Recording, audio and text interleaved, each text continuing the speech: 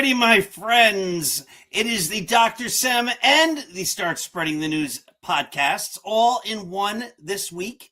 EJ and I are not available on Monday night, so we're going to do one show and rerun it a couple of times. But this is a show worth rerunning because we're not really going to talk a lot about baseball today.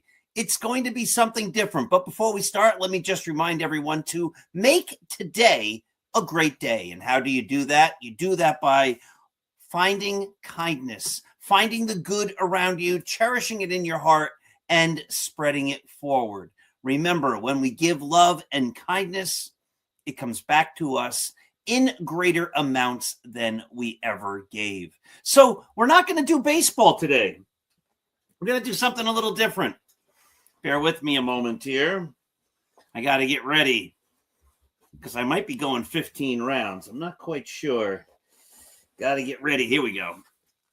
We today are going to be talking boxing with my friend, and I can't do any of the technical stuff with the gloves on, and my old podcast partner for years and years with Mac from the Mac and Jack show. Now he's on with Keith Engel. Here is the great Jack Hirsch. Jack, how are you?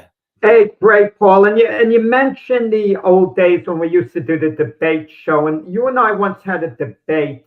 Which sport had a greater history, baseball or boxing? You took the side of baseball.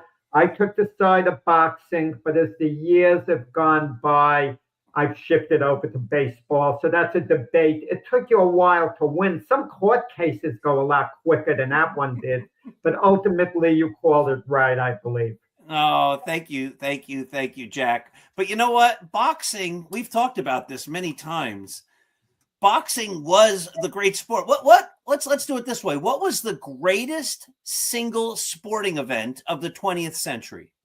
Oh, the first Muhammad Ali Joe Frazier fight. No, nothing came close to that. And I was at that fight as a teenager, sitting in the last row. And that is the most exciting moment of my life. And I don't know whether you know this or not, okay? Frazier, when he knocks Ali down in the 15th round, what went through my head is that was like a shot out of a cannon. Listen to this. 50 years to the day after that fight, 50 years to the day, I have a grandson born to me by the name of Cannon. Oh, my God, that's great. What are the chances of that happening? One in a million. 50th anniversary kid. But baseball and boxing kind of mixed a little bit. Joe DiMaggio was an incredible fight fan. He'd go to all the big fights, Yankee Stadium, the Polo Grounds, and ballparks, especially in New York. Those two used to host a lot of big fights. Oh, of course. And the thing is, boxing, and I think baseball, and I think all the sports are doing this. I've talked about this a lot. I think they're going to go the way of boxing. What I think what happened with boxing, at least in my fandom, is they took the sport away from fans. You couldn't watch the fights. You never knew where they were. Is this an HBO fight? Is it a Showtime fight? Is it a pay-per-view fight? If it's a pay-per-view fight, it wouldn't get on till 1 o'clock in the morning. But you couldn't really follow fighters because you never knew where they were going to fight, when the fights were going to be. And over time, like, I can't tell you right now who any of the champions are. I might have heard of one or two of them, but I don't really know anything about any of them. And I probably haven't heard about 90% of them because there's just no way that I could follow it. I even subscribed to the Ring magazine for a couple of years, and it didn't really help. And baseball's doing that now. The Yankees are on like 9 different networks. Every Wednesday night they're on Prime or Amazon or something, so you can't watch a Wednesday night game. And the more they take the sport away, the more it becomes a sport that nobody's going to care about. But be thankful that, unlike boxing, baseball is much better organized. Case in point, the Yankees are 27-time world champions. If boxing was in charge of baseball and was run the same way, I don't know if this make you happy or not, the Yankees would be 48 times world champions because the Dodgers would have been stripped of their World Series title at some point in the last couple of years. We would have had the Yankees play the Philadelphia Phillies or something to see who would be the new baseball champion. I mean, that's what goes on in boxing all the time. And true. Well, you'd have the world champions from the MLB, then you'd have the national champions from the MLWBC and the International Baseball Federation, the IBF would have a champion. Beautiful. You're good. I mean, don't talk anymore. Someone might pick up on it. No. Listen, sometimes we're ahead of our times and not realizing. I said about 30 years before it happened to make a rule in picking the runoff at first base. The pitcher's allowed only a couple of throws. On the third one, the runner automatically gets second base. And they finally adapted that. I was decades ahead of that because it was monotonous the way the pitcher would throw to first base, as much as he wanted. But we got to keep up with the times. I'm an old timer, but I'm not an old timer in my thoughts. Even with the new rules in baseball and boxing, you mentioned 15 rounds. It's really 12 rounds, and it's been that way a while. Title fights, but even baseball, the new strike zone rules and starting an extra inning, a run at second base, you kind of adapt to the times. I mean, you might not like it when it happens, but I think we all adapt. Or should adapt. Well, you have either adapt or you don't watch the game anymore. And we had a lot of fun in the old debate shows, especially Billy Martin, who was we had a lot of Billy Martin debates. He would have been a tremendous boxer, I think. He had that attitude, and I mean, he could really throw some mean punches. I mean, we heard about that thing with Dave Boswell, a big guy. And Billy would get into all these fights, which we didn't approve of. We don't approve of things like that. It's against the law and it's morally wrong on top of it. But I love the part about Billy where I would back him being a new school principal. He would come in there. He would clean it up. The worst school in the district, he would clean it up the first year. And all the news crews would be. But by the end of the second year, graffiti on the wall. And the secretary says, "Oh, I'm sorry, Mr. Martin's in a meeting," and he comes staggering in at 11 in the morning, like with a hangover. We had a lot of fun talking about those scenarios. We did. We had a lot of fun. It was great. And of course, you and I, we both miss Mac. He's just a good man, and he was taken far, far, far too soon. Yeah. But the network is named in his honor, and the mark that he left. I mean, one of the greatest things a person can do is leave their mark. I mean, in a positive way, of course. Yes, and Matt left it in an extremely positive way, and he changed a lot of lives for the better. So he sure did. And again, here's the graphic. So great stuff, and I'm honored and proud to be part of the Mac network. And Linda, if she's listening, I think I said thanks to her something, but she made a comment, with my book on social media that Mac would have been proud. So that's really appreciated. And Mac was very proud of the books, especially the Roy White book. So, yeah, good, man. We had that one game, that football game. We all had a chance to get together and go to the Jets-Giants preseason game many years ago at this point. But, those are still great memories. Neither team is still good since that time. The Jets have the longest playoff drought in history, but look, the NFL draft is tonight, so I hope I'm not giving anything away if it's being a taped show. But no, nothing to give away. This is going to air on Saturday, and then on Monday night, and then I think on Tuesday, and then maybe on Wednesday. I have the schedule. But anyway, Jack, we're here to celebrate a big moment. This is something you and I started talking about, that you had this great idea probably 5-6 years ago. So tell us about your brand new book. Yeah, Michael Spinks. This is an authorized biography. And the ironic part about it, Paul, I was going to do the book regardless of whether it was authorized or not. And I called up Mike Spinks' representative. And I said, I'm doing the book regardless. The only way I wouldn't have done it if they told me a book on him was about to come out that was an authorized biography, then I would have backed off. I would have given that courtesy. And they understood understood that I was going to do the book, but I said, look, it'll be much better if I have his cooperation. And they said, they'll get back to me on it. An hour later, they got back to me and put him on the phone, and it was a go, and then we met. And this book's very important to me in this sense. Think of a ball player who's played a lot of games but never been on a championship team. That was me. So many magazine articles, one after the other. It seems like I've written thousands of magazine pieces, fight reports, columns, but never had a book. So this is actually my championship finally to get this book out on Michael Spinks. Fascinating character though, but very laid back. I mean, nothing bothers him at all. Where there'd be things where we wouldn't be able to even sleep if certain of the things went on with us that went on in his life. But he's a history-making fighter in the sense that in 1985, he moved up in weight from the light heavyweight division to beat Larry Holmes to win the World Heavyweight Championship. And no other world light heavyweight champion in boxing history ever made the leap up to heavyweight and won the title. And some great ones tried. Archie Moore didn't work out. Bob Foster. Moore got knocked out by Marciano. Bob Foster got knocked out by Joe Frazier. Billy Conn did a great job against Joe Louis, was winning the fight, but ultimately got knocked out. And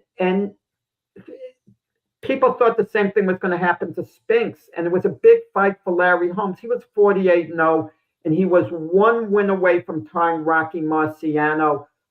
I hate to say record. That's what everyone referred to it. To me, it was a manufactured record in the sense that other fighters have gotten to 50-0 and continued and then lost the fight, and then it's not considered a record anymore. But he was one win away, and Holmes picked Spinks because he thought he was a smaller guy. But Spinks was ahead of his time in 1985. We hear all about this modern technology today with athletes. And I'm not talking about steroids and all that. I'm talking about the natural weight training and diets and so on. And Spinks, was with Mackie Shilstone from New Orleans. He was a kind of, he described himself as an integrative specialist, but someone who specialized in nutrition and did things different, where fighters would normally, and you can relate to this, the running part, would do long, slow runs. Shilstone did away with the long, slow runs, and he'd have Spinks run hard for 3 minutes at a time, like interval training, and then eased off a minute, then another hard 3 minutes, and he'd have some distance runs mixed in, don't get me wrong. And the training methods, even with the weights, the way Spinks would lean down, have weights on his back for when Holmes was going to push down on him. And going into the fight, when we heard about all these training methods, people condemned them. Even Sugar Ray Leonard, who was on the HBO broadcast, was more or less saying this is kind of like a gimmick type thing. He kind of disregarded it. But it worked, and Spinks went from 175 to 200 pounds in the Holmes fight, upset him and made history. Yeah, that was a unanimous decision, correct? That was a unanimous decision in the first fight, yeah. Then they fought again. It was a split decision. A split decision, but let me just backtrack a little bit. Okay, with Michael Spinks, he came out of arguably, definitely one of the roughest housing projects in the United States at Prudigo in St. Louis. Really a rough place to grow up in, and a lot of young people didn't survive that. But I don't want to say boxing was his way out, but it kept him and his brother Leon Spinks really busy. And Leon Spinks' brother was an absolute wild man, not a hoodlum in any way, shape, or form. Leon Spinks was a nice person, but he was totally irresponsible. Interviewing his son, Corey Spinks, Leon's son, I interviewed him in Boca Raton. We met at a Starbucks, and Corey became the world welterweight champion, actually. So he was a heck of a fight in his own right. He said his dad would go out to get milk and not come back for 2-3 days. Now, you and I can't tolerate that type of behavior, but he would just go on his binges. I mean, he never hurt anyone, Leon, so he had a good heart, but totally irresponsible. And Michael was always responsible. That's one thing about him. And someone who did a review of my book said, if you were a parent, you wouldn't want Leon babysitting for your kids, but you'd be good with Michael babysitting. Oh, that's nice. Responsible. Yeah. That's awesome. No, you just, as I think about this, the Klitschko brothers were both heavyweight champions. Leon and Michael Spinks were both heavyweight champions. Were there any other brothers that you know of that were heavyweight champions? No, those that's the only pair. That's the only two. And well, but I'll take it a step further. The Spinks brothers were both Olympic gold medalists. Not both, yeah. So see, when you look at what they did, and they were always very close. And the way Michael described it, he got into boxing by being a bit of a bully in his own family. I mean, even though it seems out of character, he intimidated his siblings.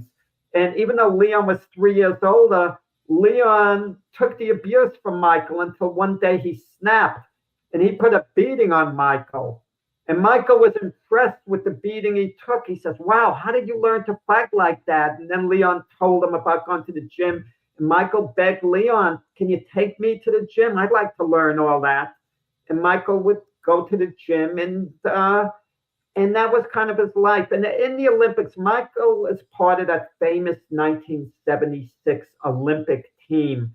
And they're going to be celebrating the 50th anniversary of it this year, that Howard Cosell called the real heroes of that Olympic Games. They created a big buzz. You had Sugar Ray Leonard, who had that wonderful smile, he was just a media darling. And then you had Howard Davis, whose mother died 3 days before the Olympics began, and he didn't know whether he was going to stay behind and fight or not. And he decided to stay behind because it was his mother's wish for him to win the gold medal. And that was a big, big story. And he did win the gold medal, Howard Davis, as did Leonard. And then there were the Spinks brothers, who were slipping under the radar, but they were gaining some momentum as time was going by, because they're both from St. Louis, and their mother couldn't afford to see them box in the Olympics. But a silent donor came forward at the last moment and flew the mother to St. Louis to see them box. And Leon and the other fighters had it really difficult. Michael, he had an easy route to the Olympics. I told him that, and he agreed. He got walkovers, buys, all the bricks you can get. He wanted to fight, He was getting edgy. I want to beat someone. He only had to fight one time to get to the gold medal match. And it wasn't his fault. It was crazy circumstances. But when he got to the gold medal match, he fought a Russian Riskiev, who knocked him down and beat him decisively the year before in an international meet. And Michael got his revenge. He stopped the Russian fight in 2 rounds and won his gold medal. It's another thing. Like, I even during the Olympics, it's hard to find the boxing matches, right? It's not they don't even promote them like they used to. Yeah, so it's a shame. It's a shame. I'm telling you, it's insane. I'll know the Olympic boxing matches are going on that day. I'm turning channel after channel. And it gets to the point where you feel like giving up. Then you might think, well, the Yankees are playing. The heck with this, right? I mean, like even baseball, like Yankees, Wednesday night prime video. I only get it on my iPad.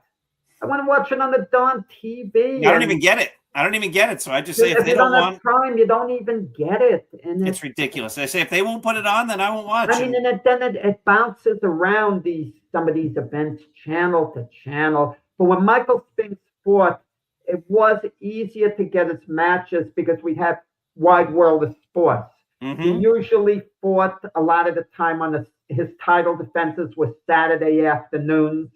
And Howard Cosell was a broadcaster for the majority of once he became world light heavyweight champion. On the way up, NBC with Marv Albert as the announcer, they broadcast some of his fights. But yeah. So let's jump into some of this. He fought one of my, well, if you think about this, he fought Larry Holmes twice, beat him twice, and did Leon Spinks ever fight Larry Holmes? He did. Let me just slightly backtrack. Michael beat Eddie Mustafa Muhammad for the WBA light heavyweight championship. They made 10 defenses. One of the defenses, he unified the title against Dwight Muhammad Qawi, who was a great, great light heavyweight champion. And Qawi and Spinks had familiarity. They used to spar all the time out of Joe Frazier's gym. Okay? But right before I get to Holmes, I want to say that the funniest part about writing this book, like when you sit down with a subject, they go over stories. I'm sure with Roy White, he went over some funny stories. And maybe one stuck to you where you laugh about it. Whenever you think about it, it warms your heart. What happened at Joe Frazier's gym, Joe Frazier was extremely close with Spinks' promoter, Butch Lewis, and Joe Frazier and Michael Spinks liked one another a lot. One day, Michael Spinks goes up to Joe Frazier's office, okay? And he's needling him. He's joking around. And I guess he went too far. The next thing he knows, Joe Frazier's retired, out of shape. He's in the ring with Michael Spinks with the gloves on. And Michael's telling me he's doubling over laughing, thinking, he's old, he's, slow, he's out of shape. He could handle Joe easy. To him, it's a joke. The bell rings, and Joe Frazier comes out smoking, throwing these mean left hooks. And all of a sudden, Mike Spinks says, I realize Joe still got it. He could take my head off if he lands one of these. And he's running all over the ring just to survive. Otherwise, a washed-up Joe Frazier could do some serious damage. Oh, that's great. And he even loves, going over that story now. That's great.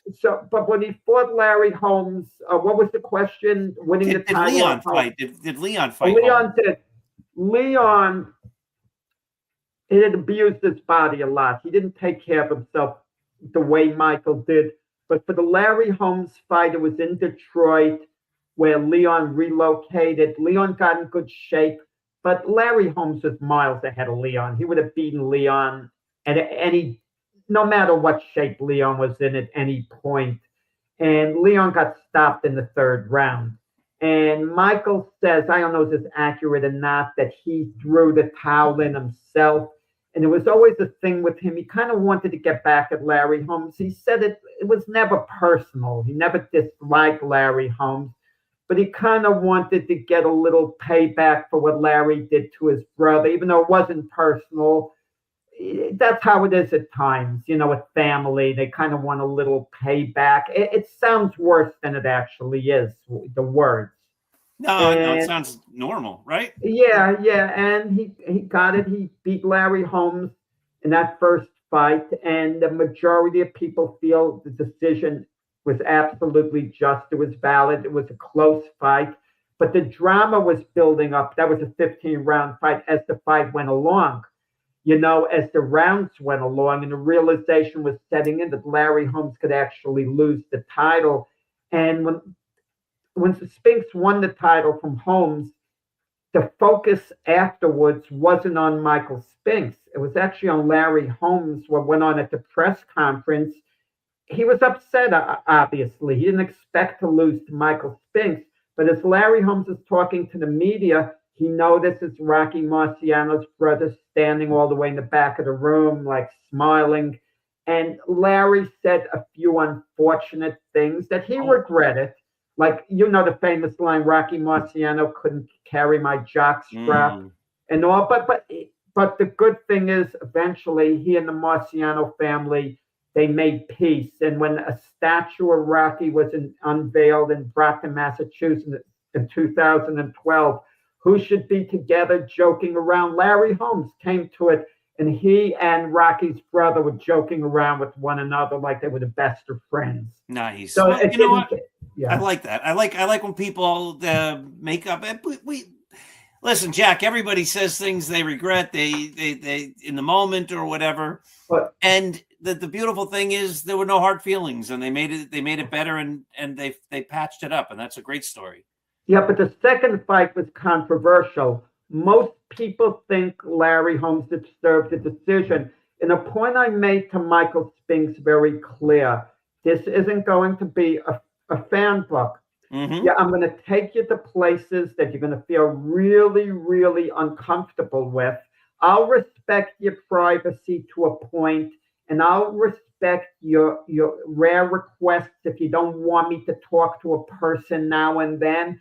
I'm going to do my best to respect your wishes. You know how it is. You're doing a book on someone. If it's their biography, you have to respect their wishes, but to a point. To a point, they have to respect you as a writer and you having editorial control.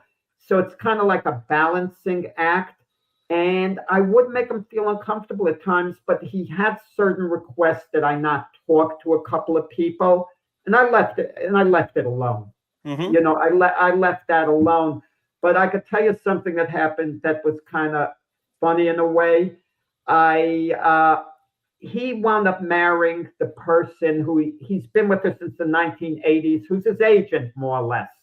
They've known one another all these years on and off, but they're very, very close. And he's in her apartment, and she's the one that arranged, you know, the finishing touches on me being his biographer. And I'm asking about the other women in his life. And she's aware of what's going on with him. He was so nervous. And I'm not asking specific names, timelines, what went on. And he is bobbing and weaving. But at the end of the time, at the end when we were done, and I was there about 3 hours, he's walking me to the door to say goodbye. And he's giving me a look like this. All of a sudden, he smiles like this. He's giving me one of these, you know the way these things are, Jack. I mean, I do, but I don't. I mean, I've been ethical the whole time myself. And I took him to a place he was kind of a little nervous about. But the Larry Holmes rematch was controversial, but Larry Holmes got off to a big lead in that fight. And I had Holmes up a couple of points at the end. But Michael Spinks scratched and clawed his way into the fight and put himself in position to get a decision. And being a sports guy, especially baseball, you got to close teams out. You got to close someone out at the end. We've seen teams winning all game, and somehow another team gets within range, where they could actually beat them. And that's what happened with Michael getting the decision over Larry in the rematch. And that would happen sort of with the Sugar Ray fight with Hagler. Ray. Leonard deserved that decision in that fight, I feel. But a lot of people feel Hagler won. But it's interesting relationships. So for years, Larry Holmes, he would harbor bad feelings, not getting the decision in the rematch. And he and Michael weren't exactly the friendliest. And Michael was leery of him, but Holmes actually let go finally. Finally, he let go. It was a lot of years of bad feelings. He invited Michael to come to his golf tournament. Michael accepted and then got cold feet, didn't show up because he was scared of what Larry might do to him. It was insane. But then they've gotten kind of reunited in a way, and I write but there might be a little hard feelings, even though I'm told Larry doesn't have any ill feelings at all. Michael likes Larry a lot now, believe it or not, but he still thinks Larry might feel a certain way. So I said, you can invite them to dinner. They'll break bread together. Just they'll be at the same table, but just don't put them next to one another. Let one person be beside, and they'll get along great. Probably laughing and joking, and that's good stuff. So after he beats Larry Holmes the second time, he fights a guy I never heard of, Stephen Tank. That was a free pass. Okay, the guy is yeah. And then he fights Jerry Cooney, who Jerry Cooney, right? I know him very well, and we had him on the podcast Glove Fist, and everyone loves Jerry Cooney. He's a big teddy bear. I mean, the friendliest guy you're ever going to want to meet. But I wish he'd stop whining about losing to Spinks. Now, Jerry went off the deep end, we agree, after he lost to Larry Holmes in 1982. He was never fully dedicated again for a long period of time. He fought Mike. He had a couple of fights before fighting Michael. Then he fought Michael, and it wasn't an easy fight for Michael. but the last round, fifth round, Spinks obliterated him, dropped him twice, and hammered him bad, and they stopped the fight. And then a couple of years after that, he fought George Foreman. Jerry Cooney is okay with losing to Larry Holmes and George Foreman, but it irks him to no end the loss to Spinks because he looks at Spinks as being a little guy, a light heavyweight. And Cooney keeps saying, well, I was a kid. If I was at my best, Michael Spinks wouldn't have had a prayer against me, wouldn't have had a chance. And he goes on and on about it. And I said on Glove Fist, but okay, but if that's the case, the you that beat Kenny Norton and Ron Lyle and Jimmy Young, isn't that the same situation that then you shouldn't be given any credit if you're not going to give Michael credit. What do you say to that? I mean, Jerry doesn't dislike Michael. He says Michael's all right. He doesn't dislike him, but it irks him no end the way he lost to Michael Spinks. And I thought Cooney was the guy, as I read in the book, who'd least likely talk to me for the book. But he volunteered everything. And there was one of Michael's opponents, I'm sure you never heard of, David Sears, who Michael knocked out in 3 rounds and defended the light heavyweight championship against. I really appreciated David Sears talking to me and giving me his input. And you want to know why I appreciated it? Because he didn't want to talk to me. He did not want to talk to me. It wasn't me personally. He didn't want to relive his dream ending at the hands of Michael Spinks. But he talked very well of Michael Spinks. He talked very professionally, and it was appreciated. It was appreciated. Yeah. What about a Jerry Cooney book in your future? Let me just say David Sears. He was a protege of Burt Young, a Rocky fame, by the way. Oh, yeah, really? Yeah, and they had, before the fight, they had the segment of him training with Burt Young with the bricks and the whole thing, and, it was kind of cool. That's awesome. So what about a Jerry Cooney book in your future? No, I don't know. Cooney, I heard, came out with some type of book. Jerry likes to talk about being sober the last 37 years, having a wonderful family, wonderful friends and everything. And that's great. That's more important than anything else. But let's be honest about it. People would rather read about the sports exploits. I know I'm not going in the wrong place than read about someone just being, getting their life together. If you could combine it all in a book, that's the best of both worlds. Mm-hmm. And it's much more important to be a good person and a great sports person. We get that. That's undisputed. But they'd want to hear about Jerry's fights and this and that. But Jerry likes to talk about being much better off than the other guys. And listen, it's rough with fighters. There were certain fighters I tried to get in touch with, and I couldn't. One of them, his main rival, Dwight Muhammad Qawi, passed away, but I didn't know he had dementia at the time when he was alive. I'm calling all over the place. I'm getting this lead, that lead. Finally, when I thought I found him, and I think I did, because they said, well, we can't release his number. We can't give you any information. Then there was another well-known opponent, and I kept after him. Finally, his wife called, and she was very nice and kind and explained he had dementia, and she doesn't think he will recall this or recall that. And I didn't mention that in the book, anything about it with dementia. Right. That's their privacy and everything.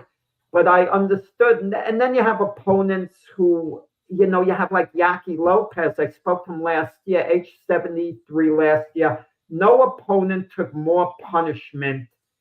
Of all of Michael Spinks' opponents, Yaki Lopez far and away took the most punishment. The guy had the clearest mind and the clearest voice, as if he never took a punch in his life. That kind of went against the grain, like he's remembering things from 5 minutes ago, 40 years ago, whatever. And he sounded, fantastic. Oh, nice. But yeah. But the punches do have an effect. No doubt. And they happen on Michael. I'm not going to play an apologist. I don't think he has dementia in the sense that you can relate to this. When you're doing a book and you're with someone, it's different from interviewing them on a show like this, because you could push them in private if that's your style. And I pushed Michael, pushed him. Come on, Michael, you got to give me more. That's not enough. I don't want to hear one sentence. Talk to me. I was like a trainer, pushing him, pushing him. And finally, I get him to talk more. And he's a quiet guy by nature. Nothing bothers him at all. But the Cooney fight, he did a great job beating Cooney. And then I'm sure you want to get on to Iron Mike Tyson. Well, yeah, it's interesting. I don't think anybody knows. Like people, a lot of people have heard about Michael Spinks. Obviously, he was a heavyweight champion. But he fights Mike Tyson. He goes into that fight 31-0. Tyson knocks him out in the first round. But we've talked about Larry Holmes. You talk about Joe Frazier. You talk about Muhammad Ali. You talk about George Foreman. You talk about Jerry Cooney. These guys, they keep fighting and fighting. So he probably could have kept going. How come he stopped? He lost one fight, and then that was it. Why does his career end right there? This is insane. That's what makes Michael Spinks unique. When he was fighting, one of his goals was, I know it's crazy, I'm going to keep fighting till I lose a fight. Then I'm going to retire. I mean, most of the time it's the opposite way. They talk about retiring unbeaten or whatever. He could have been talked into coming back. Okay, but when he lost to Tyson, it was such a burden to get that fight to be made. And eventually they made the fight. And ironically, the promoter of that fight was Donald Trump, was the promoter of that fight. He was also the promoter of the Spinks-Cooney fight. So there was like that relationship, like going on. And he got paid, Spinks, $13.5 million was the purse for the fight. It had to be divvied up, however. And Tyson got $21 million, but Tyson was the much bigger attraction, And even if Tyson had lost that fight, he was so marketable, you could bring him back. But Spinks would have had to get back online again. I mean, think of it. You're going for Yankee World Series tickets, okay?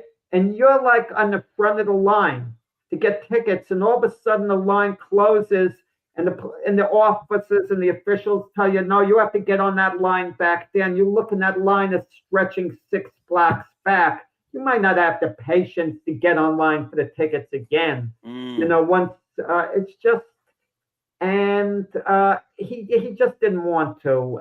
But he flirted gently with the idea. But I credit his promoter, Butch Lewis, for shutting down all the talk. Butch Lewis is the enigma, his promoter. And what happened with Michael Spinks? He was so dependent on Butch Lewis, so dependent. Butch held on to all his money. Butch gave him an allowance. I wouldn't recommend it for anyone. I'm sure you have some great friends in life who you cherish in an amazing way, okay? In an amazing way. You wouldn't let them hold all your finances and give you an allowance and pay your bills for you. You wouldn't. The only time you should allow that if you have a trusted spouse and you have that type of marriage, that's different. Everyone should be aware of their finances regardless, all parties. But so when Spinks got knocked out in 1988, he retired immediately, supposedly secure for life. When he was light heavyweight champion, Butch Lewis would give him $1,000 a week. When Spinks became heavyweight champion, it was $10,000 a month. Butch Lewis continued to pay his bills from 1988 to 2011. And you give him the money, pay everything, but then Butch Lewis dies in 2011. He's been sick a while, and all of a sudden, Michael Spinks becomes destitute. No bills are being paid, no this, no that. Butch didn't leave anything with the will. But I think a good part of the money would have been used up anyway. But because Butch was living an extravagant lifestyle, he was close friends with Denzel Washington, Robert Johnson, the head of BET Network, who owned the Charlotte Hornets, who sold it to Michael Jordan. And Michael became destitute. he had to borrow money for a while. But what had happened, Butch did some good things. One, he had Michael buy a home in Delaware that's a block away from Joe in Delaware when Michael was heavyweight champion, and he paid it, and they paid it all off on Michael's name. It was all paid off. So now Michael has no mortgage, and he has that chip, that home. He also set up a retirement account for Michael that Michael didn't touch in like 35 years or so. And all of a sudden, Michael remembers, wait, I have some type of retirement. They've been trying to get in touch with Michael. No one was able to because Michael's a recluse. If you leave him alone, he'll lock himself in his room and stay there. He loves going places, but you got to take him there, and then he has a great time. But he'll just stay and watch TV. And that grew in interest, that retirement account, and it meant a lot of money. So Michael today, even though he doesn't have the wealth he should have, he's still a multi-millionaire. I mean, he has a few $1 million. Nice. And he lives very conservatively. So the money is budgeted. He has a financial advisor, it's budgeted. He doesn't live fancy at all. He doesn't have the need for, really much besides just eating. And he's not the type of guy to go out and get a new wardrobe. So he's better off than most, Wow, that's good to hear. Jack, how can we get the book? Where is it sold? Everywhere? Yeah. You can get this book. Go online to Amazon website, Barnes & Noble website, the Target or the Walmart website. There's several other websites besides those for Michael Spinks. Yeah. I'm going to get myself a copy. Jack, this was great. I loved chatting with you. I loved hanging out with you. And we've got to do this more often. It's a lot of fun. And Yankees, are they going to the World Series in that? I'm not a believer in Aaron Boone, so I know they've won. You and Keith Engel. We're going to have you on our show on Keith and I, May 4th. If you could make May 4th that show. We're going to talk about your book right here. Let me give it a plug. The Yankees by the Numbers, and I told you about that movie. You got to watch the scene again for love of game in the bar when the guy starts reciting the Yankee numbers. It's good stuff. This book's going to help me because I've never been a big numbers person, remembering numbers, but I'm going to kind of become really attuned with all these numbers. Yeah. Nice. You're going to be reading my book while I'm reading your book, Jack. Yeah. Thank you so much for joining me. And my dear friends who watch, thank you for watching. Jack and I have to get together again. As you talk, Jack, it brought back years of memories of hanging out with you on Saturday mornings, just like this. And of course, with Mac, it was so great. Thank you, Jack. Thank you to everybody for watching. This has been the Dr. Sem Yankee Show and the Start Spreading the News podcast. And we'll see you next week.